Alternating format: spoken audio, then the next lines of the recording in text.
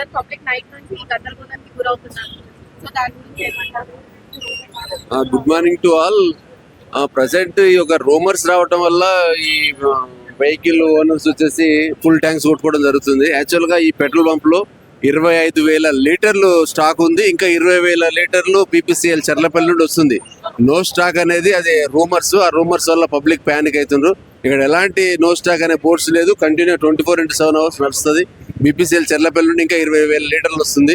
Public panic అయ్యి ఇలా traffic jam అవుతుంది, కానీ ఇక్కడ ఏం ప్రాబ్లం లేదు. ఓకే, ఇక్కడ కొన్ని బగ్స్ లలో నో స్టాక్ అని చెప్పి బోర్డు పెడుతున్నారు నైట్ నుంచి. సో నైట్ నుంచే ఈ గందరగోళం గురవుతుంది. దాని గురించి ఏమంటారు? దీని గురించి మేము తెలుసుకుంటే ఏమంటే చిన్న చిన్న డీలర్లు పేమెంట్ చేయక కొన్ని వెహికల్స్ పేమెంట్ ఆగిపోవడం వల్ల అయింది. కానీ గవర్నమెంట్ పంప్స్ భారత్ కానీ HP కానీ ఇండియన్ కానీ ఇవన్నీ కంటిన్యూగా వస్తూనే ఉంది. స్టాక్ కూడా వస్తూనే ఉంది.